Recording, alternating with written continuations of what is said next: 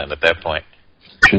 But there's no photographic evidence of it. There's no telltales of any way, of any sort, and it's a story related on a deathbed. Yeah, that's not something that ufologists everywhere is going to change the history of everything, but I think it's got a lot of merit to it. It's interesting, Just for clarity, so he was asked to give last rites to assuming they are, to the extraterrestrials? Yeah, that was the premise of the reason to bring him out there, was to give last rites. So. Wow, and what year was this? 41, you said? 1941. I guess a different way of, I don't know. It's trying to put logic on a singing moon. It doesn't make sense anyway, but I would think, why would you give last rites to somebody that's not even from this world? Yeah, on the surface it doesn't seem to make sense, but if you look at the behaviors of the human race and human species over time, I accept almost anything anymore. Yeah, no, at the time, I mean, in context of the decade and everything, why not? Yeah, right. Well, I mean, especially when I guess there was an incident in Texas in the 1800s there where they did the same thing. With an airship that crashed into a windmill out there, and then I think the difference in attitude probably would have been because of World War II, Sure. and the 6-year gap there, right. and them actually getting their hands on maybe this time around, if the things like you say are true with the different instruments and the writing on the wall. Round 2 in Roswell, they said, wait a minute, this is the second time we've said the same thing. So cranks it up a little bit, I think. There's a bunch of unique food items mentioned in your book, Weird Missouri.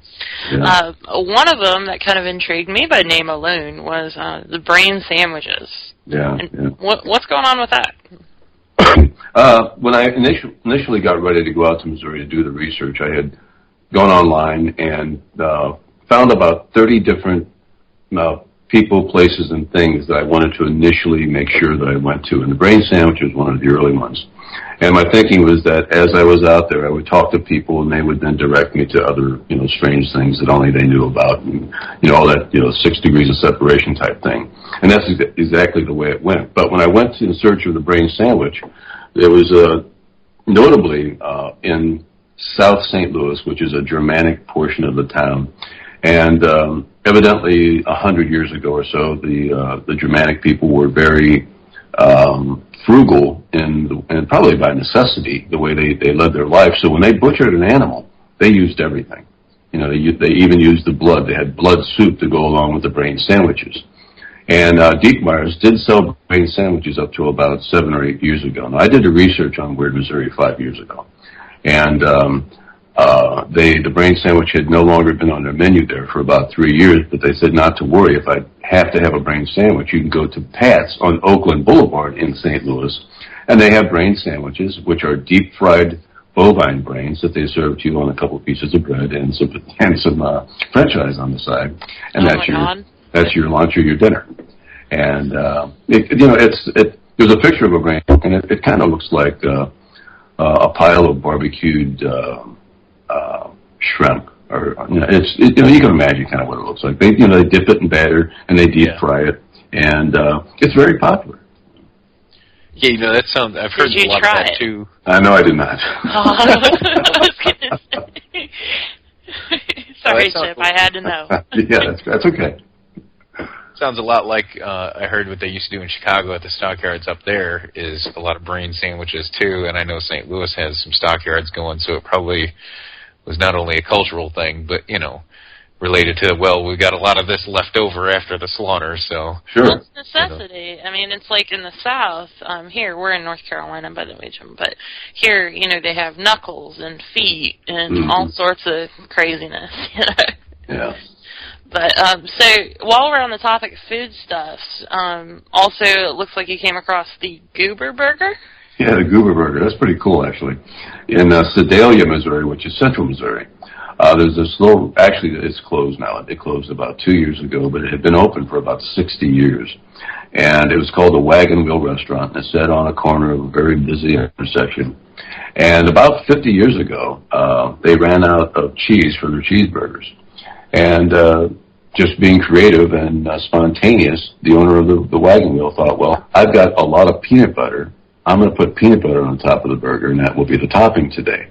Well, he did that, and immediately people loved it, and they sold millions of the things. So a Goober burger is a hamburger with a topping of peanut butter. That is a crazy combination right there. Now, that sounds like something I might actually try. Brain sandwich, never, not in 1,000 years. But I would try peanut butter and burger just because I like both those items separately. Excuse me. Yeah, there's pictures of the burger on the grill and the finished product. And if you do put the pictures beside one another, the brain sandwich and the burger, I'd choose the burger too. So. Did you try it or no? Yeah. Is it any good or not? It really, I guess it's not horrible, but it wouldn't be something I'd want to order. And I can speak in those terms now because they're closed. There you go. Yeah, it's something you'll eat if you have to, but I'm not going to go do it again. It's good to try once, Yeah. Say you did it at least. And, of course, being in Missouri, if you didn't talk about the St. Louis Arch, you'd be wrong, basically. Yeah, the arch is an amazing structure. It's regarded as the eighth wonder of the world, and it is an engineering marvel. And it's got some interesting statistics attached to it that are not necessarily weird, but they're just extraordinary. Like it's the largest single-purpose use of stainless steel anywhere in the world. And as a kid, I did watch it go up. I lived 35 miles away, but it took a couple years to build it. So every once in a while, we'd go past it, and I got to see its evolution. And it came together pretty amazingly. And it's been a magnet for thrill seekers and people who want to, make their name known to people for doing crazy things. And back in probably about 1965 or so, a person flew a small airplane, single-engine airplane, from the east side of the arch through to the arch and out over the city of St. Louis and just, went away and got away with it because, at the time there was no security cameras. Well, naturally, after the first guy does it, they install security cameras. That didn't stop guys from flying through it. They would tape over their airplane's identification numbers, they'd tape over their windows, and then they'd fly through the arch. And about 5 or 6 guys did fly through it, and to my knowledge, none of them were ever caught.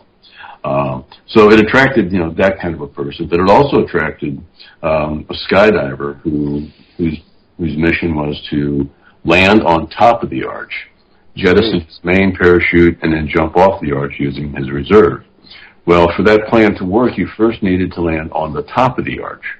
And unfortunately, he landed a little bit short of that. He landed on the ascending leg of the arch, and he slid down the arch with his wife on the ground filming the entire thing, and he slid down to his death. God. Yeah, ugly thing.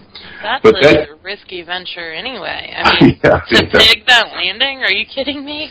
Yeah. Wow. So, that didn't go too well for him. But later on, a guy that they called Suction Cup Man who climbed the arch wearing suction cups on his hands and his knees and his feet.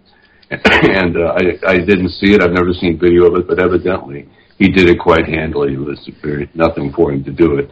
And he then went up to the top of the arch. He carried a parachute with him, and then he jumped off and was promptly arrested and sentenced him to no jail time. He had he was on probation. But on probation, he still did something stupid, which I didn't really learn what it was, but it sent him back to the same court, to the same judge, who essentially looked at him and said, "Dude, you've got some serious problems." I don't know if he was actually, put in jail, but probably not. I mean, it's a self-destructive thing, but it's probably there's no real clear statutes against it. But there was the airplanes flying through, people trying to parachute onto it and off of it, and then, of course, Suction Cup Man. So, the arch has been a magnet for weirdos. Nice. That's always a good one. Let's see. Let's go with... This book is full of these random, awesome little nuggets, you know. I live for these little brief 300-word stories. Yeah, I always tell people that Weird Missouri is a great book to keep in the bathroom. There you go. You can read the book over the period of a month, and it's been a good way to spend time in that. So. How about the Pickled Girl? What's up with that? Pickled Girl and Tom Sawyer's Cave, yeah. There's 6,500. In fact, I've got a 9/11 story I want to tell you guys about the caves in Missouri. But basically, with the Pickled Girl, it relates to Tom Sawyer's Cave in Hannibal, Missouri. And Missouri is the second most cavernous state in the country. It's got 6,500 cataloged caves. And there's a multitude of different types of caves.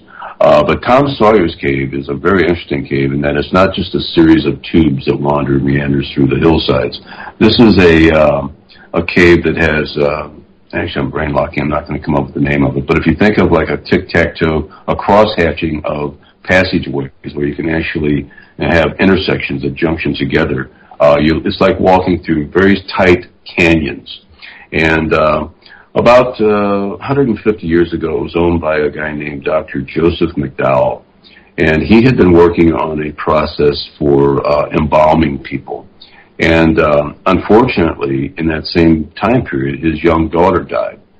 And he was grieving about that, and he decided that he was going to utilize this embalming process to keep her in the best physical condition as possible, on the off chance that there'd be some way to bring her back. So as illogical as that is, that was his thinking.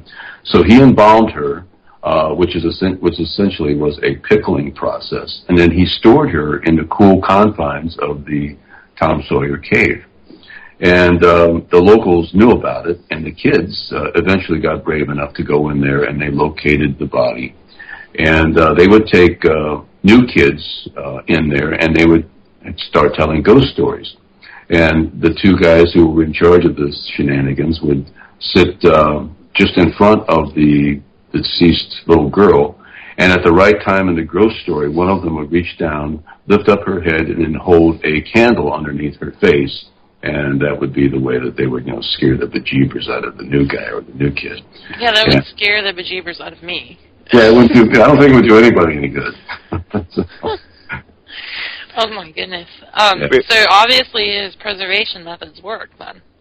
Evidently, to some degree. Now, what he did that become the embalming process we know now? I don't know, but it was evidently a pretty cruel joke to play. But Tom Sawyer's Cave is a very fascinating cave. It's covered with graffiti, and they actually outlawed it's got 250,000 signatures on the walls. Wow. Everything from spray cans to ink pens and people etching their name in. And they outlawed it in 1972, but even up to that point in time, they had, because it's a commercial cave, people just went through and just did stupid stuff. So, but there's 250,000 signatures on the walls there. Oh my God. So we're running up against our break, but really quick, I'd like to hear you hinted at a 9/11 story. What's going on with that? Well, that's actually one of the best stories that I stumbled across. It takes about 5 minutes to tell it. If there's good time for that, I'll go ahead and do that. Yeah, we'll hit that on the comeback here after the break. Let's see, we got 2 minutes left now. Go ahead and shoot out all your websites and where people can find you, your books, and your show.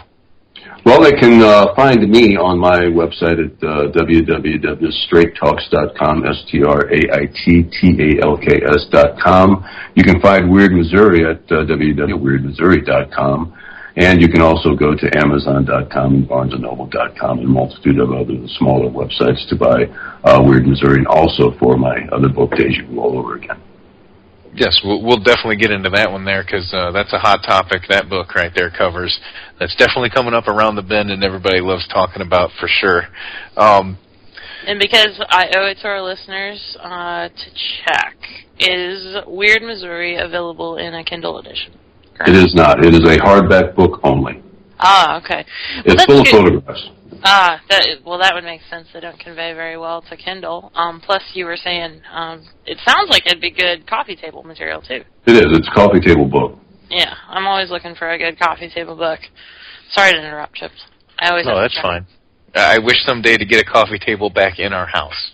Yes, we used to have an awesome coffee table. And Chip, didn't I have several cool coffee table books? We used to be able to put books and tissues and coasters and Yeah, we had nice stuff. people. And then we had a baby. And then it all went away. We baby-proofed. Yeah. Our living room is just a giant play area full of Legos that are looking to kill you. And your feet. Yeah. One foot at a time. The Legos are out to get you. Here we go. All right, so we'll go ahead and take our break now, and we'll be back in about 10 minutes here. And if Joe's listening, hopefully he can take us out seamlessly as usual. You're listening to The Mind Cemetery with Chip and Nicole, and our guest, James Strait, author of Weird Missouri and Deja Vu All Over Again. Check them out, and we will be back in about 10 minutes.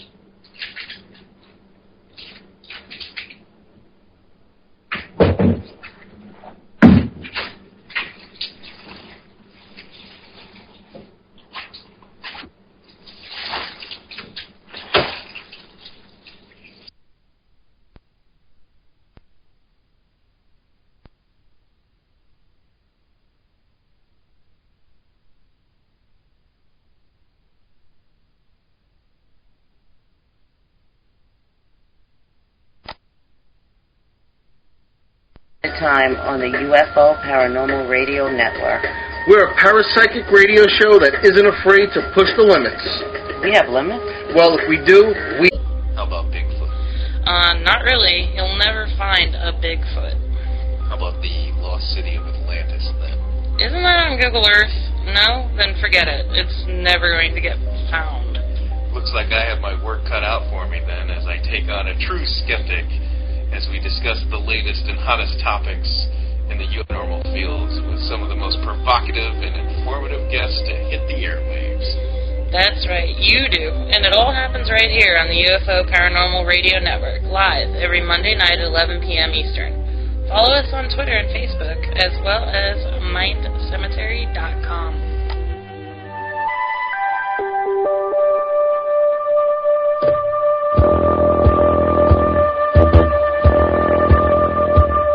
Tune in to UFO Undercover, Wednesdays at 8 p.m. Eastern, with your host, Joe Montaldo, right here on the Paranormal Radio Network.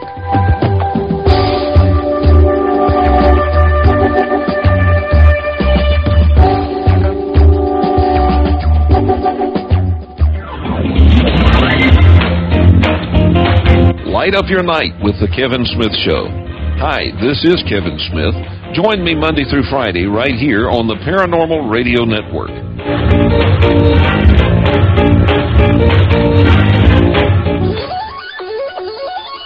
Ships of an alien source are approaching from the sky. Radio contact has been attempted but cannot be established. Yes.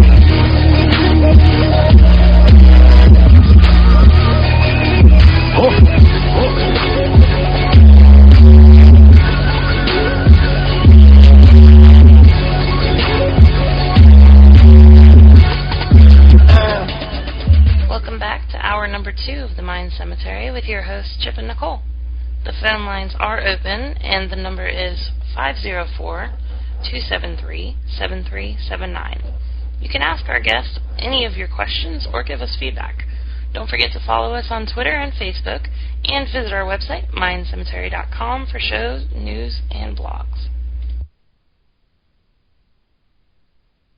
We are here tonight with our guest, Mr. Jim Straits, author of Weird Missouri, which is a cool little collection of random, weird, and unusual stories from Missouri, and also the author of Deja Vu All Over Again. That's the title, right, Chip?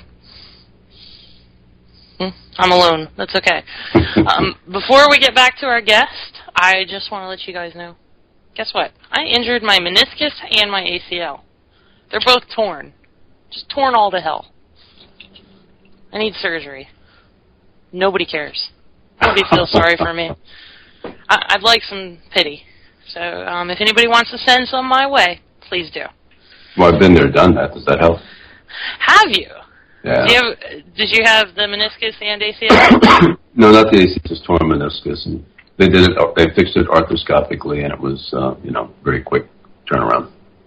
Were you in a hell of a lot of pain before the surgery? Yeah, it can be pretty annoying. I was limping for about a year and a half, and trying to avoid it, and eventually had to just do it. But yeah, it can be pretty unpleasant. Oh my goodness. Yeah, I went to urgent care on Saturday. They're like, "Yep, you need to have surgery." I was like, "Oh no!" So that's where I am right now. So I'm a little bit miserable tonight, and a little bit extra bitchy. So in case you guys pick up on that, it's because my knee's all messed up. And that does not bode well when you have a 2-year-old. No. He's like, "Mommy, pick me up," and I'm like, "Oh, all 40 pounds of you on my knee." Fantastic. Anyhow, so you were, before our break, you alluded to a pretty cool 9/11 story you collected on your journey throughout Missouri. So what you got for us? Well, I mentioned earlier that Missouri is the second most cavernous state, and it has 6,500 known cataloged caves. It has 22 commercial caves. I've been through 7 of those. It has a whole bunch of privately owned caves. I've been through a couple of those.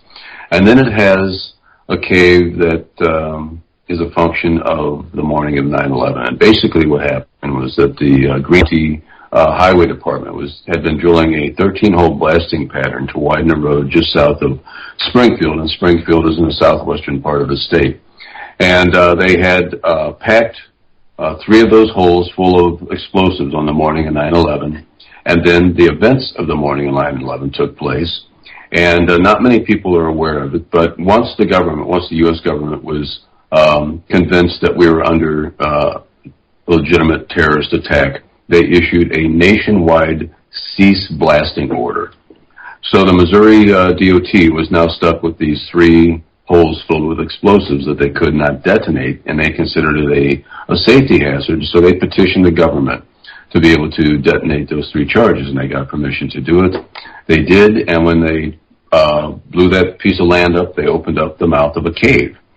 And because Missouri is so cavernous, the Department of Transportation has standing orders to cease work, and then a short laundry list of people who are archaeologists and paleontologists to bring one of them out there to take a look at the cave to see if it has any value to them. So they called that morning, or actually the 13th, they called Matt Foer, who is the executive director for the Missouri Natural History Society. And he had received that call many times in his career prior to that, and he'd always gone out to find just another hole in the ground. So he said that on that morning he was obligated to go look, but he expected nothing special. He said he parked his car about 600 feet from the mouth of the cave, and he walked halfway up to it, and he said he stopped in his tracks because the hair on his arms was standing on end, because he said he smelled the Ice Age. And you don't get to make that kind of a statement very many times in your lifetime. So he goes into the cave, and he spends about 10 minutes in there and finds enough evidence that he's convinced that he has found a paleontological gold mine. So he comes out, and he says, seal a cave. So what they did is they took large steel plates, about an inch and a half thick, leaned them up against the opening.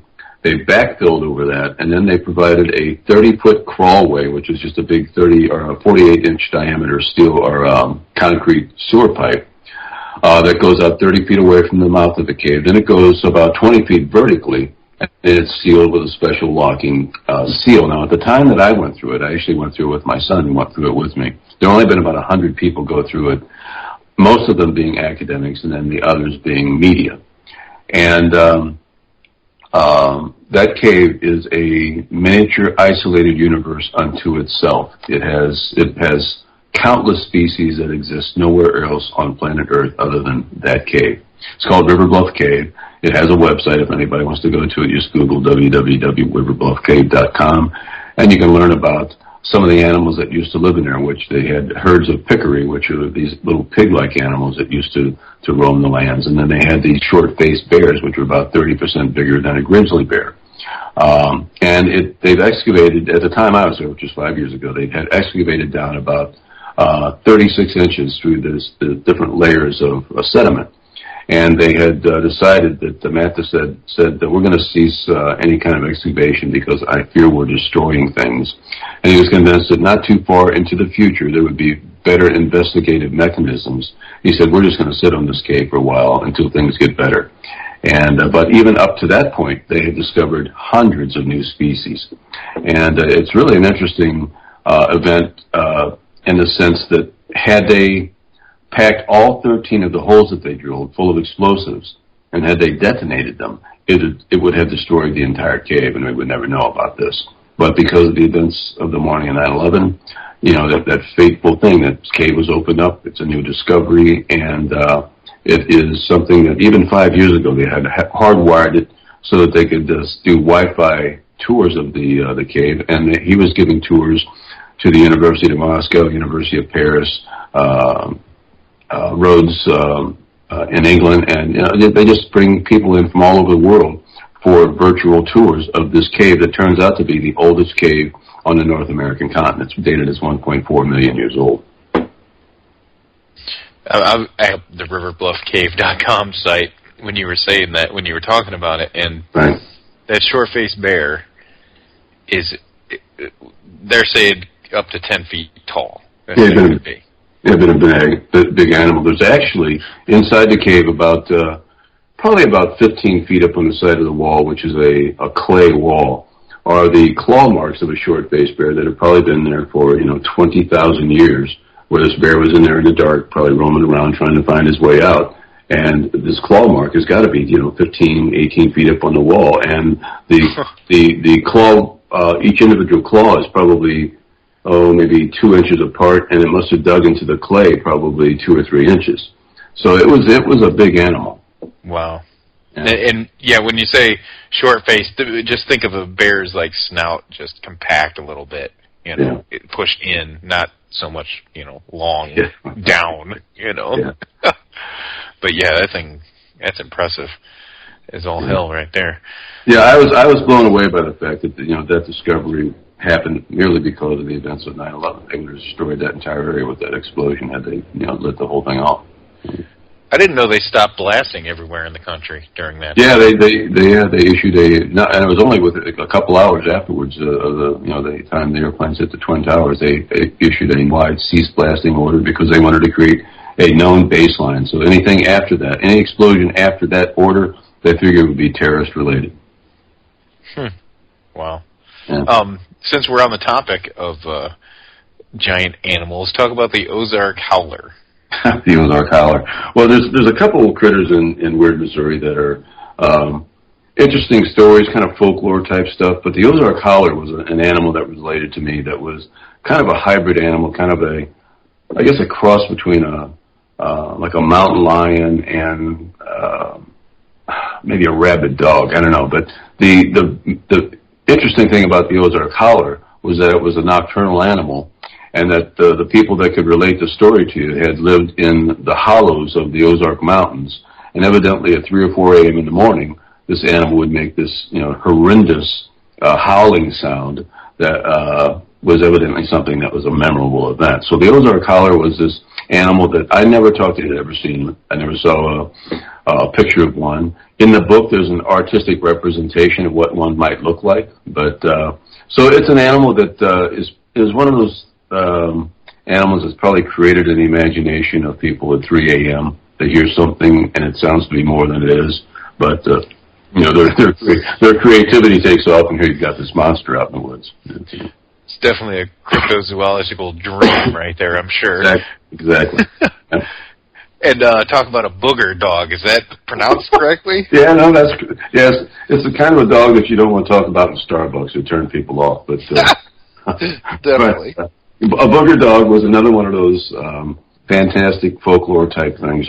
Perfect. The topic for a cryptozoological conversation, and it's another dog or another animal that has never been documented to my knowledge, but the story about it is that it's kind of a dog that's always frothing at the mouth, and in its nature, it never has a physical presence, but you can see it. And evidently, I've heard stories where people would throw things at it. One guy threw an axe at it, and it passed right through the dog and stuck in a tree behind the dog. So, the booger dog is just this nasty, snarling dog that you probably wouldn't want to interact with under any circumstance. And but it's another one of those things that those kind of tales typically come out of the southwestern part of the state, the Ozark Mountains. And I'm sure that if you lived there for any length of time at 3 a.m., you hear all these crazy sounds going on in the woods, and your mind just conjures up these beasts. So that's the booger dog. Nice. And, of course, everyone's favorite, and Bigfoot in Missouri. Yeah, well, there's a lot of Bigfoot sightings in Missouri. I talked to about 6 people who had encountered Bigfoot, or at least had seen it, that they thought they had seen a Bigfoot. And 4 or 5 of them took place along rivers, either the Merrimack River or the Missouri River, the Mississippi River, and there's typically a fisherman who was out on the water and thought they saw something along the shoreline. And another one actually had seen large footprints along the shoreline in the mud. And one guy actually was bold enough he thought he saw a Bigfoot leaning against a tree, kind of like, just leaning back, relaxing. And if you think about what it would take I don't think I would approach something like that, but he says he took his boat up to the shoreline, got out, walked right towards this animal. Then when he got close to it, he saw that it was shadows and just the shapes of the trees and the branches and that type of thing that caused him to think that. So that was a false alarm, but it was kind of an interesting story because he was actually bold enough to, maybe approach this thing. And then I guess the best story that where a fella had some actually visual interaction with one was a trooper in the back of a deuce-and-a-half truck on Fort Leonard Wood that was on his way out to a rifle range. And he was in the back with the truck alone, and he had a loaded M16 with him. And they came up to a four-way intersection. The truck comes to a stop, and just before it starts to pull away, this creature walks out from the woods and stands right looking at the truck about 300 feet away, about 100 yards away. And, the trooper was, didn't know what to do or what to say or how to react. I mean, he had a loaded rifle or at least ammunition with him, but I don't think that came to his mind because it happened pretty quickly. The truck was about to pull away. The animal, the Bigfoot, steps into the road, looks at the truck, and the body language of the animal was very relaxing. It was not in any way threatening. It didn't seem to be any concern that it may have been seen. And as the truck pulls away, the animal just stood there watching for a little bit, and it went back into the woods at about the same time the truck got far enough away where it couldn't see it anymore. So there was a guy who did have a fairly up-close sighting of the animal. It was in daylight. So, there's Bigfoots everywhere. And in Missouri, any kind of, or even the booger dog and the Ozark Howler, all of those things fall into a general category called Momo, the Missouri Monster. And so there's tons of Momos in Missouri. Momo. Yeah. Oh, you hear that? I love Momo. Our kid says Momo constantly. He's referring to Elmo, but close enough. Yeah. Well, if you see Elmo at 3:00 in the morning, it might be scary too. I would be scared if that thing was in my face. I would be frightened. Yes. It'll do it easier, real easy.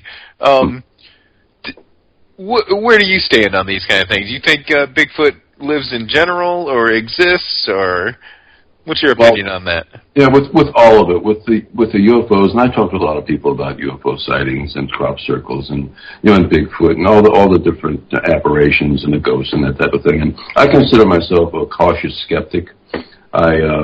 I flew airplanes for a living for 30 years, and most of my flying was done it. So I have seen countless things in the night sky and in the day sky too that I couldn't identify. They were too far away.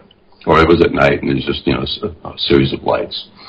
So I've seen plenty of things in the sky that were flying, that were unidentified. So they were unidentified flying objects. Congratulations, but you won. I never got the sense that I was looking at something from, outside our atmosphere, from another planet. But, on the other hand, just because I haven't seen it, just because we, as of yet, haven't got any tangible trace evidence that is rock solid, doesn't mean that it can't exist. So I consider myself a cautious skeptic. There you go. Yeah, that's something that has really surprised me lately in the Bigfoot end of it, is how popular that is to chase Bigfoot, and how very upset some individuals that do the Bigfoot chasing get when you say, just come on, I mean,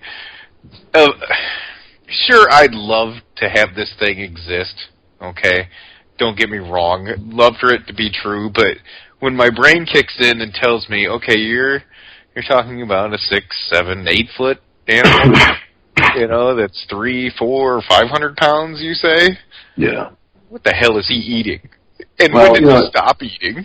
Right, yeah. Well, if they exist, they're smart enough to stay away from us. That's the other thing. Yeah, that's the other thing of it, is that on one end, he's this brilliant beast that is living in a society all its own in the woods where no one can see it, and the other side of it, he's a primate. Right. It's like, pick which one is he today. Yeah, and I've had the conversation also about, everybody, and I understand at an emotional level, it would be interesting, or it'd be very cool if there were some kind of alien craft that came down and it was intelligent and could communicate with us, very fluidly. But then I also think, human race can't get along with itself. How can we possibly get alien species? We might do it for a little while, but then we'd get bored, we'd want what they have, and then it would get ugly. Yeah, it'd get ugly quick. Yeah. And what people I don't think realize is that why they're not coming here for science and math. Yeah. No, they don't need our science. No.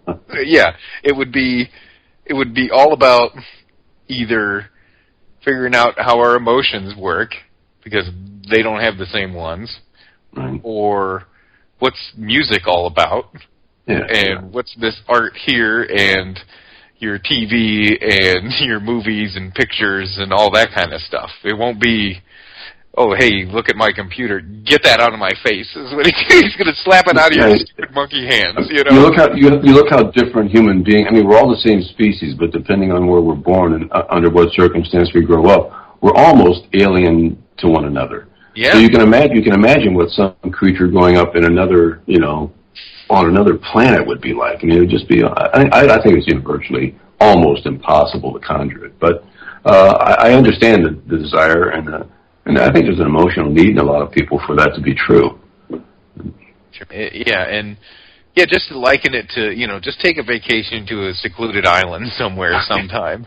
Yeah. Check out some native people sometime and see how you feel about being the same as them, Right.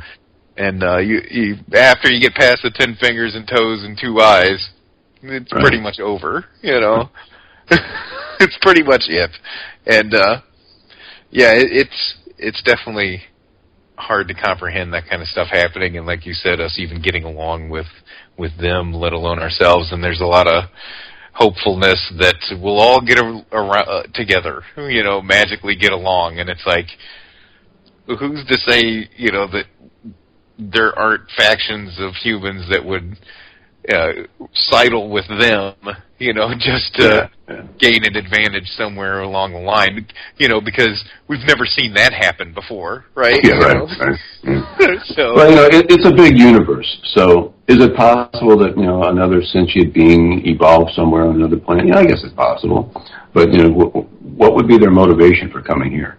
Yeah, that's like I said. It's not going to be math and science and all that kind of stuff, or the computer, or our car, or our planes, or no. It's going to be beyond that, and it's going to be stuff that people don't expect. They want to. There you go. Have at 'em. No, take my wow. Right, thanks. Appreciate that. Awesome. No, they'll give you back eventually. It'll only be temporary. They'll be more pissed at me. Anyway, go ahead and talk about the, get back to weird Missouri here. How about the ghost of Highway 94? Yeah, the ghost of Highway 94, that's neat. Highway 94 was a road I was familiar with as a kid. And it's one of those roads that now it's all built up like everywhere else in the world. And it's well lit now, even at night. But 50 years ago, 45 years ago, it was a road that just meandered out through the open countryside of St. Charles County, Missouri, about 20 miles north of St. Louis. And for at least 50 years, and as typically this happens, the reports are almost always on prom night. I wonder why. Kids will be coming home from prom, and on Highway 94 at 2 o'clock in the morning, when the ground fog is hanging there and the car lights are going through the ground fog, and the kids are inebriated, this aberration will be standing on the road, and it's caused automobile accidents, and it's caused kids to run right through or right over this entity. And then, they stop rapidly to go back and look for something that's not there. But the ghost of Highway 94 appears in those circumstances in St. Charles County. And the reports that I've read were all pretty dated, long before the area grew up. The population and all the commercial buildup took place. But it's basically an apparition that appears, at 2 a.m. So. Nice. And like you said, it does usually happen on prom nights, so it's a lot of inexperienced drinkers, I'm sure. Yeah. A lot of stuff happens on prom night, yeah. How about the ghosts of Rumpel's Pub? Where's that? Where's Rumpel's Pub here? Well, I got some really good inside information there because my niece, my first generation niece, because I'm a great-great-great uncle, my first niece, worked as a bartender for about 10 years. And it's on the main drag of St. Charles, which is a little river town right on the Missouri River, about 15 miles north of St. Louis. And it's a very popular place. All the buildings built back in the mid to late 1800s. And it's about a mile long, a straight stretch. It's the road itself is brick, and all the stores and restaurants and boutiques have been renovated and brought up to modern standards. And it's just a place that attracts thousands of people every evening and on weekends. But every building there is haunted. You can't walk into any of the buildings and not hear ghost stories. So Rumpel's Pub is a pub that has an entity in it that has never been seen, but it's been encountered by every employee there and by many customers over the years. And essentially, I could talk to any of the waitresses there. They'd be in the kitchen in an order, and they'd sense something that went past them. They didn't see anything, but they felt this thing go past them. And after it passed them, something would fall off of a table or a stand or something, and there was no one else around. And they've seen things move, and lots of things have fallen off the tables that were, there's nobody in the restaurant. They're setting things up, getting ready to open, and the silverware that's wrapped up in a napkin laying, a foot from the edge of the table falls off the table. And so everybody has sensed this entity, but the good news is that they've never sensed any malevolence. It's just some inexplicable thing that everybody's convinced something is there, including my niece. But it's just a thing that's very repeatable and has enough people have encountered it where you start to say, well, if there's smoke, maybe there's some fire there. Has the Rumpel's Pub ever been investigated?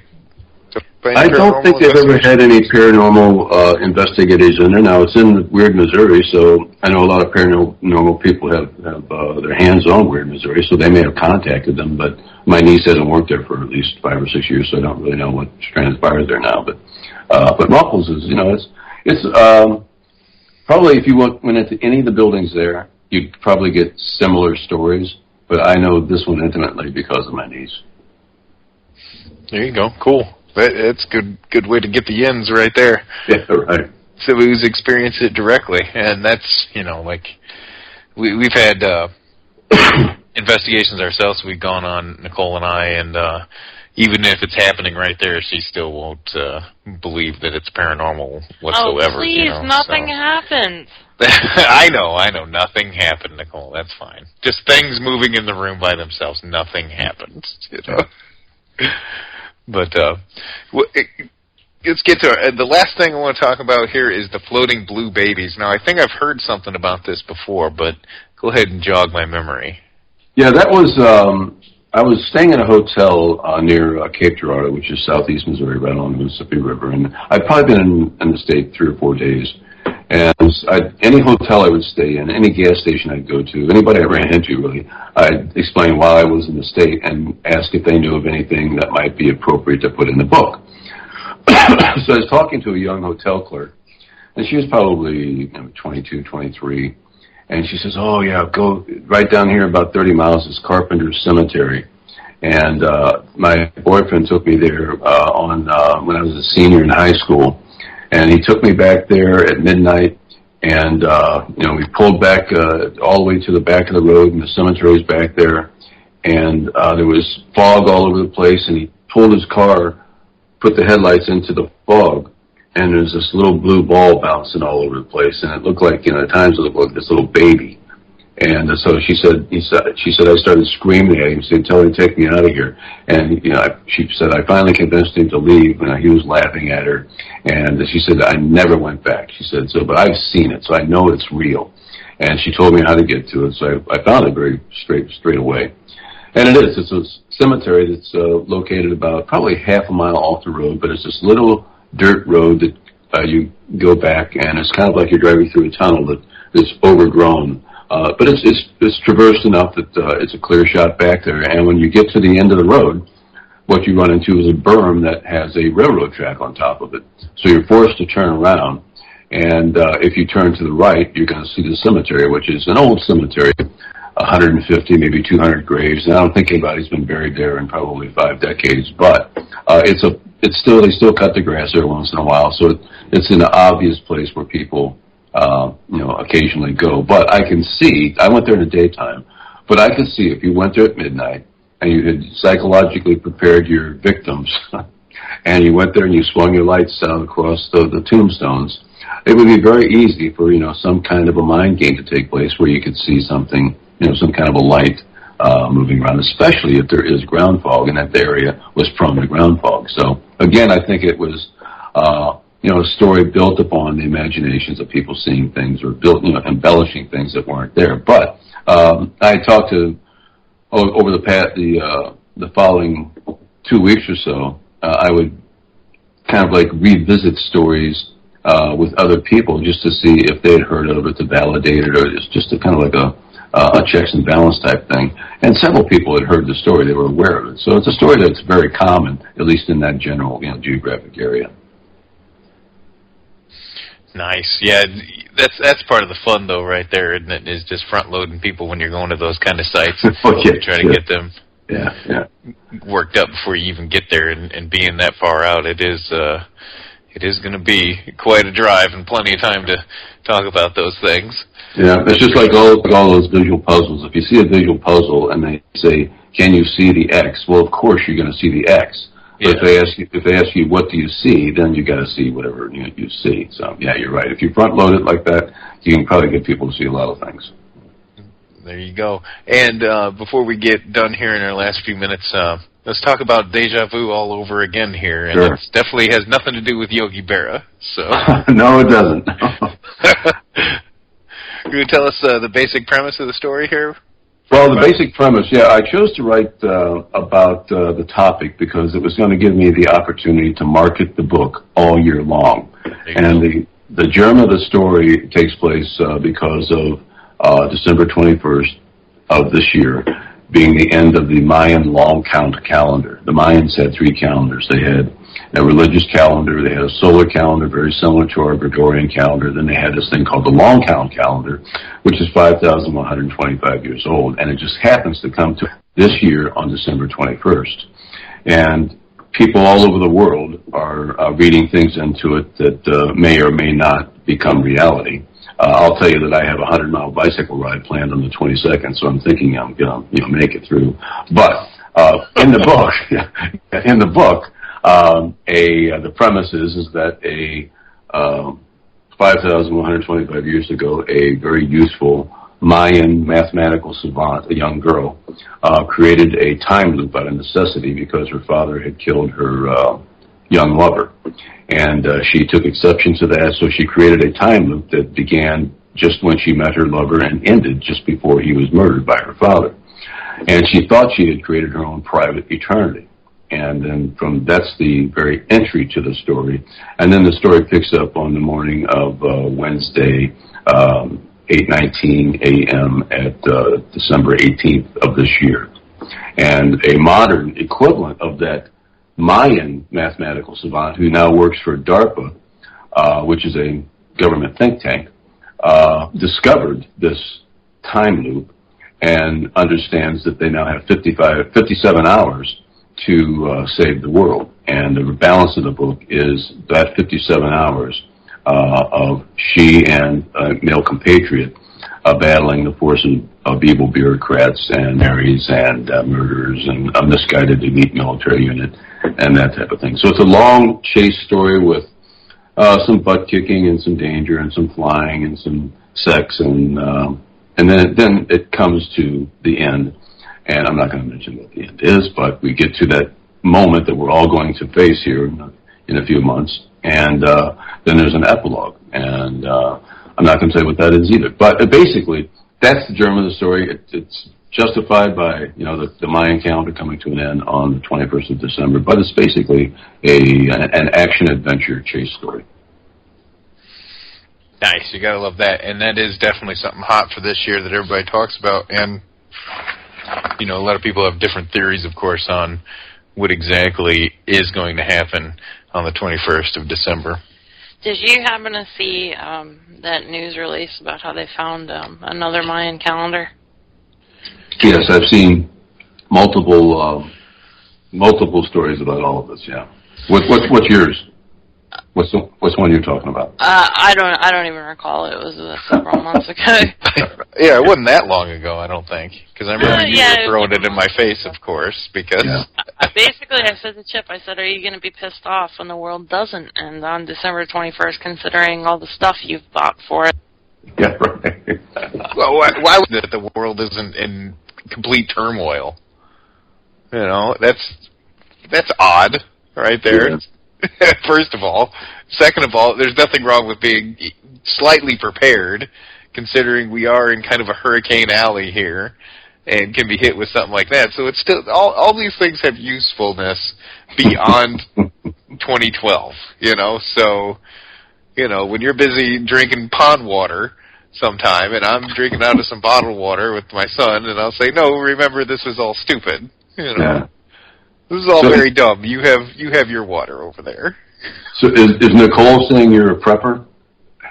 Oh, he's a total prepper. Yeah, at least to some point, yeah.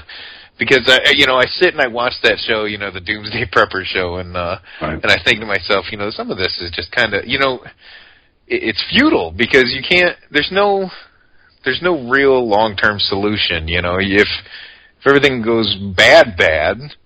You can't stay at your house forever. You can't stay in a city.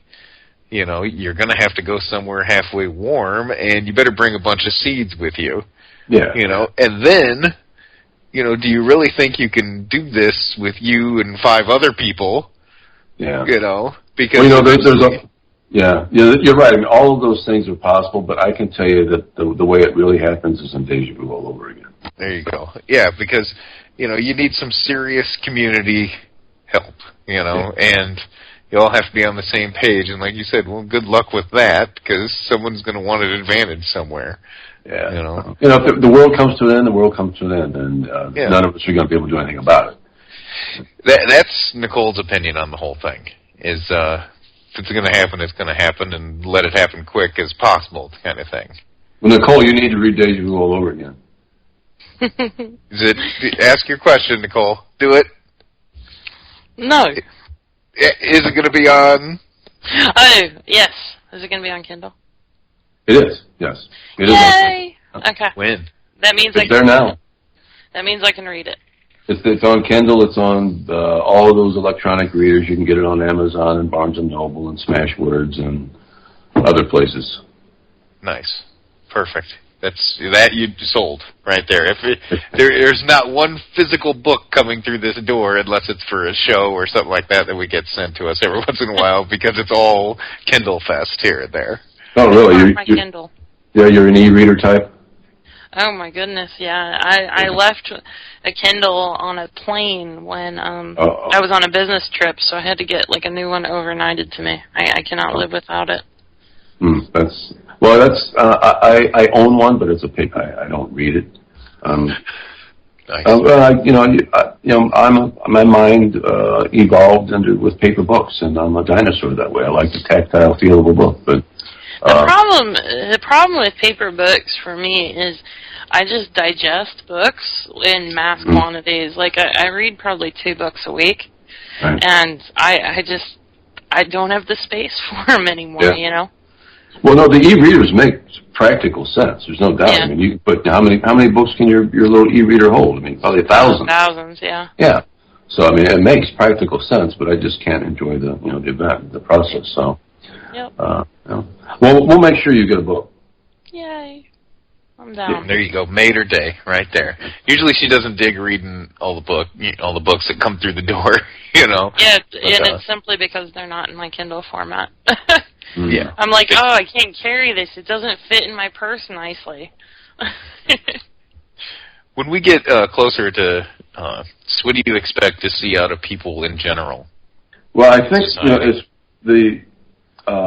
the media is going to glom onto it, and it's going to become a media frenzy. As long as nothing really dramatic in the world takes place, like I don't know, some big terrorist event or some natural catastrophe that happens well before, like in November or something, and 500,000 people are killed somewhere. Something the media can really feed on. I think, the media is going to focus on the upcoming event of December 21st, and it's going to be full of, the movies and the documentaries and the talking heads and all of that. And, as the 21st comes, it'll probably be a real festive party atmosphere in a lot of places. I think you're going to see a lot of end-of-the-world parties, and, people will make the most of it. But I don't know that anything dramatic is going to happen that would be negative. I mean, I guess it could happen. Well, actually, I do know something that some people are very taking this seriously, because one of my good cycling friends, his wife is the head of IT at a large hospital in Philadelphia. And she had one of her employees who was a highly educated guy, made $150,000 a year, came up to her about 3 months ago and quit. And he said that he and his mother are going to just travel until the end. So he believes that the end's of December 21st, and he's a very educated guy. Wow. Yeah. And, that's interesting that people want to take it that far, and do that kind of thing, because, like you said, what happens on the 22nd and the 23rd, you still have Christmas coming and all that kind of stuff.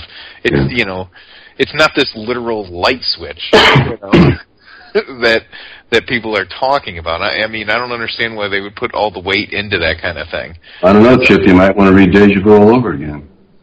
There you go. I definitely can. I definitely can on the Kindle, that's for sure. Do you ever think about, a good question in the chat room, actually, from one of our regular listeners, is just wondering what actual percentage of people do you think would, quote unquote, panic in these kind of situations? Would you expect? Oh, maybe just in America in general instead. Well, in America, if once they realize that they're not going to have their super saturated greasy hamburgers, and they're not going to have their Budweiser, and they're not going to have all the stuff that they're addicted to, people might get kind of panicky. But no, really, I think that's an impossible number to come up with. But there's going to be a certain percentage of the population that's genuinely worried as the clock ticks down to midnight on the 21st, or on the 20th, and the 21st arrives. And what that number would be, I don't know, but I don't think we have anything to worry about. I mean, people have been predicting the end of the world for as long as people can predict the end of the world, and it hasn't happened yet. So there you go. That is a classic one right there. You know what I just kind of considered? What do you think retail sales are going to be like? Because they always report on that. They love that story. All the merchandise that's 2012 or December 21st related, it'll probably sell well. Yeah. I mean, it probably will be a mini industry for a little while. Yeah. I think people, Black Friday this year will probably be ridiculous, and it'll be fueled by the same Y2K shenanigans. Yeah. Where they'll say, oh, you won't have to pay for anything anyway next year, so rack up your debt, America, as if they could anymore, Chip, right? You are the only one who had that theory. No, plenty of people did. Yeah, I've heard it before. See? I'm the only one that went through with it that you know of that'll... Oh, you went through with it. He had the Y2K theory. Oh, yeah, I had it all planned out. Yeah. Said, they'll never catch up with me, and, yeah, right. There's still a paper trail somewhere, you dope, I forgot that part of it.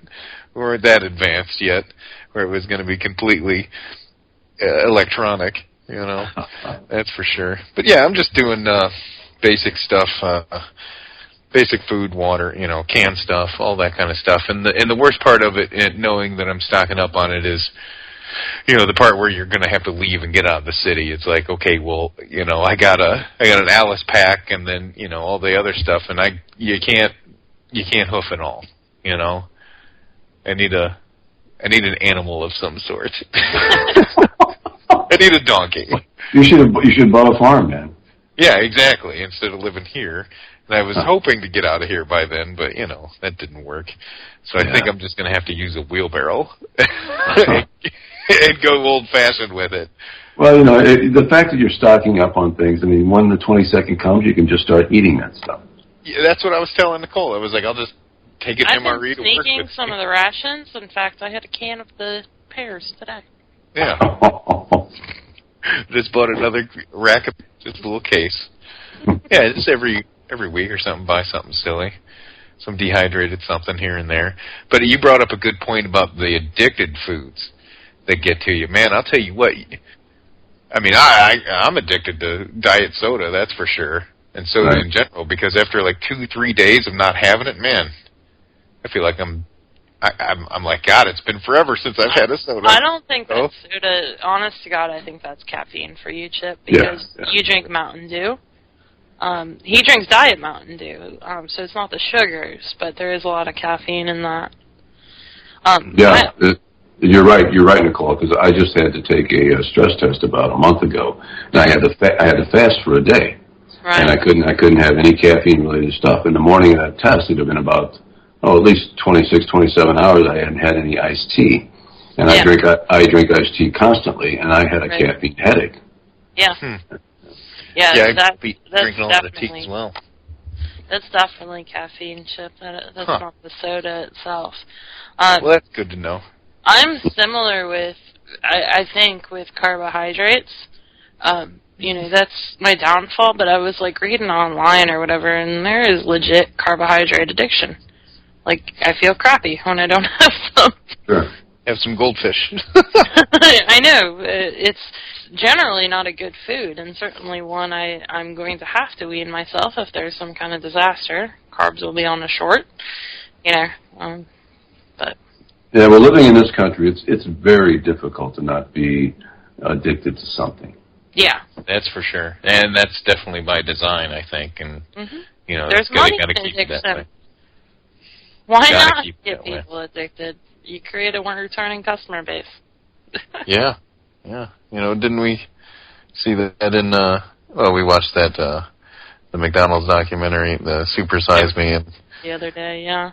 Man, it was, every time you see it, you're still amazed, and how bad he's feeling and stuff before he goes to eat and all this stuff. And how much better he feels afterwards. It's like, wow. That's incredible. That's raw sugar. And he's feeling. Well, the cigarette companies, probably drug dealers learn from the cigarette companies. You give your clients a taste, you get them hooked, and then they, with as much money as they've got. And the cigarette companies used to give cigarettes away to high schoolers. Oh yeah, and now they can't do it here, but now they do it in other countries. Right. They just take it somewhere else where they can't advertise to them. Customer for life. Yeah, we're big fans of that show, Mad Men, and they in the first couple seasons they talked a lot. Lucky Strike was one of the companies highlighted on that show, and it was fascinating to see the culture surrounding advertising for cigarettes. Back in the day, like, there was one ad piece I saw, it's like scratchy throat from too much smoking, try Cools or something. Oh yeah. Just like, switch up the cigarette, Meanwhile, we have so much hate for, like, our grandparents or older uncles and aunts that smoke or whatever, and it's like, how could they not have smoked? This stuff was shoved down their throats. Yeah, if you watch any black and white movie made before 1950, every character in the movie smokes. Yeah, I actually do smoke, and when I watch Mad Men, it makes me, like, want to smoke, just because every single person on that show is smoking constantly, Yeah, I've never smoked, and my dad smoked 4 packs a day. And, oh, my God. Yeah, so, I mean, I was completely, I was always enveloped by smoke, and I hated it. And he probably did me a favor. I had no attraction to smoke. I mean, people could have offered me cigarettes every day of my life, and I could have easily turned it down. I really think that's the case, because Chip had a similar upbringing, and he does not smoke, never has. My mother is a respiratory therapist, and my parents have never smoked a cigarette in their life. Right. And I picked up the habit. I think being around it, is a real deterrent. But luckily, with all the kind of education we have and stuff now, my son, I am proud to say, has never been exposed to cigarette smoke in his life, and he never will be. Good. So.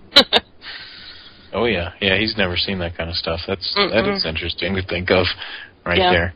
But 2 minutes left here, James. You want to go ahead and shoot out all your websites and where everybody can find you and your books? Sure, thanks. You can find me at www.straighttalks.com. That's STRAITTALKS.com. You can find out about Weird Missouri at Weird Missouri's website, www.weirdmissouri.com. And you can also find it on Amazon, Barnes & Noble, and several other websites. Deja Vu All Over Again has its own website. That's www.dejavualloveragainbook.com. And on that website, it'll lead you to multiple pathways to buy the book. There you go, and I will definitely have all the links up for you, for everybody to find both those books out there. Good. And your radio show, which shows are you doing right now? Well, right now I've been on hiatus, and I had planned on being back on the air by now, but there's been some things going on to kind of slow that process down. But I'll be back on the air, hopefully within the next month. And what I'll be doing then is exclusively talking to people who write books. Authors. There you go. And are you on any terrestrial stations locally there in Pennsylvania? Yeah, it's WIFI 1460 and WNJC 1360 AM, both of them AM stations.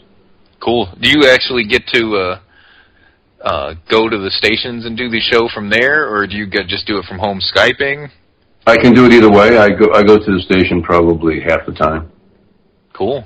Yeah, that's the dream right there, to transition to terrestrial, and it's a tough jump to make because it's very competitive, that's for sure. Yeah, it's interesting you say that, because terrestrial is the traditional way to go, but there's also traditional publishing where you go through an agent, that type of thing, and that whole model is dying out, and it's becoming a self-publishing world, an independent publishing world, and radio is transitioning to cyberspace. So cyberspace is cyberspace radio. I take it as seriously as any radio. Yeah, and it's the same for all forms of media. Self-publishing. I mean, publishing is a dying art anymore. You don't need a publisher. You can be you can be anything. Yeah, Weird Missouri is published traditionally. Deja Vu All Over Again, I did as an independent. I prefer the independent route now that I've experienced it. Yeah. Very cool. That's interesting, actually. But, yep, that's the way things are going. Okay, guys. Well, hey, it's been wonderful for you to have me on, and if you'll send me an email with your contact information, I'll make sure you get some reading material. Cool. Fantastic. Very cool. Well, thank you very much. We enjoyed the stories, and again, we had Jim Strait on tonight talking about Weird Missouri, which is an awesome book. I'm excited to get reading it after the previews I've heard tonight. Definitely. Very good. Definitely getting ready to hear your take on at the end of Deja Vu All Over Again. That's for darn sure. Very good. And Chip, before we get wrapped up here, who do we have on next week? Next week is our Just Us show. An Us show. And and someone from our meetup group here if they want to stop by, but mostly arguing with each other. That's always charming. To mostly argue, yes. Very good. Well, everybody have a wonderful evening, and we'll catch y'all next Monday, 9 p.m. Eastern Standard Time here on UFO Paranormal Radio Network. And next week we will be joined by Bigfoot. No, we won't. He will be coming in. Who uses feet to dial the phone.